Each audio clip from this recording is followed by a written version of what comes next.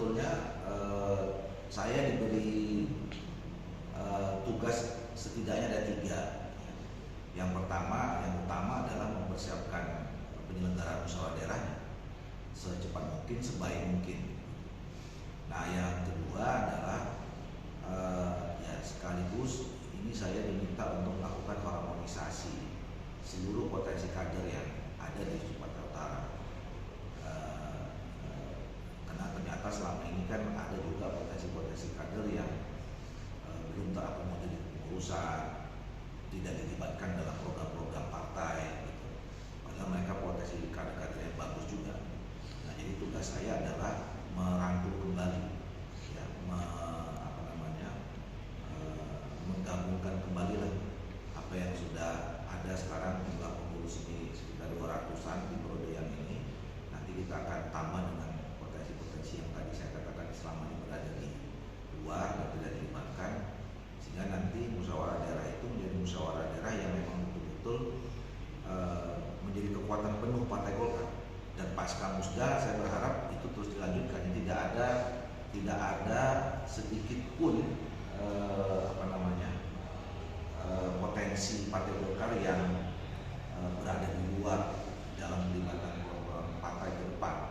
Karena kan kita sama-sama tahu pemilu 2009 itu juga tidak mudah, maka dibutuhkan adanya kekuatan total dari seluruh potensi kader di Sumatera Utara ini. Yang ketiga adalah melanjutkan program yang mungkin belum terselesaikan, terutama masalah soal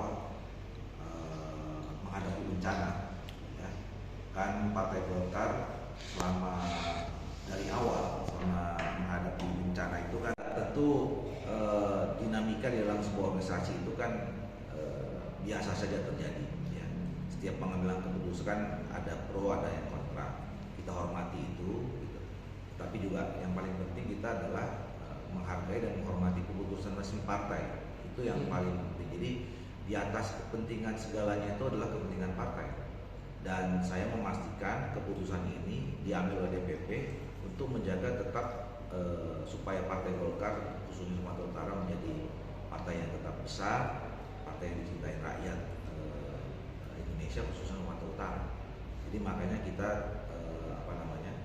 harus hormati dan jalan keputusan itu. Dan saya yang tunjuk sebagai pelaksana tugas tentu harus mengamankan kebijakan yang diambil oleh DPP.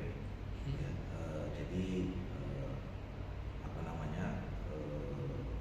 kalau memang perlu ada dialog, saya tiap hari ada di kantor ini. Silakan. Jadi lebih bagus kita selesaikan secara internal, karena sekali lagi ini masalah internal Partai Golkar dan ada hubungannya dengan soal lain-lain di luar urusan Partai Golkar. Urusan periode ini kan selesainya kemarin di bulan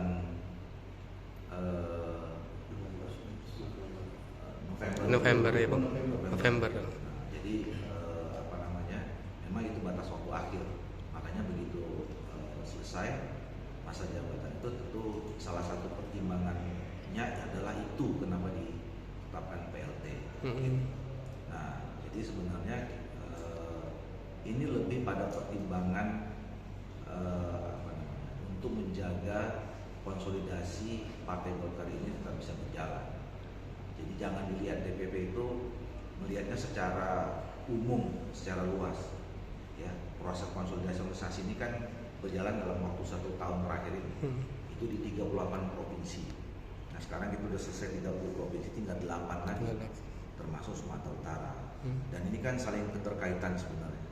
Jadi kebijakan ini sebetulnya bukan hanya murni dilihat dari soal provinsi-provinsi yang tinggal 8 ini, tapi juga secara keseluruhan bagaimana diharmonisasi. Makanya kemarin DPP mengambil kebijakan tinggal 8 ini ada 2 daerah yang di PLT-kan, Sumatera Utara dan Sulawesi Selatan. Jadi sekali lagi ini pertimbangan yang cukup matang dari DPP Partai Golkar untuk menjaga konsolidasi dan soliditas partai secara nasional, gitu ya. Jadi jangan dilihat secara parsial-parsial per provinsi dan kabupaten kota. Selalu ikut aktif dari awal, mulai dari DPP sampai ke DPD kabupaten kota di Aceh, Provinsi Sumatera Utara dan Sumatera Barat. Nah, berangsur terdampak bencana. Jadi nanti tadi malam saya akan rapat dengan fraksi. Nanti saya akan koordinasikan kekuatan fraksi DPR RI, DPD provinsi, kabupaten kota, dan semua DPD untuk membantu pemerintah khususnya Sumatera Utara ini untuk menangani bencana, bahkan sampai ke program pasca bencana rehabilitasi bencana ini.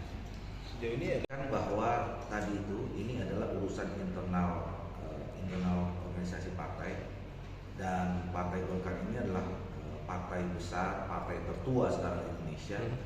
Kami menjalani dinamika yang cukup panjang dalam sejarah perjalanan bangsa ini, pasang surut, dan kami mengikuti perkembangan zaman di Indonesia, termasuk soal penerapan sistem demokrasi di Indonesia. Bahkan kita menjadi pelopor. Kita dulu yang mendorong Golkar menjadi Partai Golkar, di dalam mengawal reformasi kita yang mengawal amandemen konstitusi sampai 4 kali juga Golkar berada di depan. Kemudian secara internal kita memperkenalkan sistem konvensi. Itu adalah bagian dari komitmen kita mengembangkan demokrasi di Indonesia. Nah, tentu itu akan kita terus terapkan di internal kita.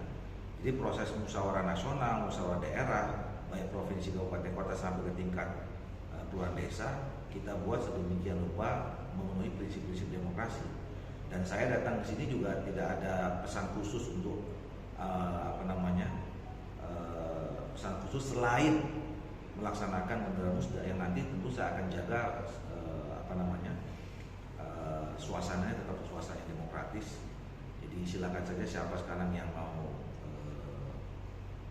terpanggil untuk menjadi ketua DPD Partai Golkar, ya berkomunikasilah dengan para stakeholder, yaitu pemegang suara di kabupaten kota, ormas-ormas. Silakan saja, nanti tugas saya adalah menggelar musda ini dan menjaganya supaya berjalan dengan baik, memenuhi prinsip-prinsip demokrasi, keterbukaan, dan menjaga aspirasi politik dari para stakeholder Partai Golkar Sumatera Utara. Tentu nanti akan kita komunikasikan semua, dan saya juga selama ini komunikasi dengan Pak Ijen. Kemarin juga kami bertemu terakhir di Rapimnas gitu. Jadi ini adalah keputusan organisasi, ya, dan urusannya adalah urusan internal organisasi Partai Golkar, tidak ada urusan pribadi.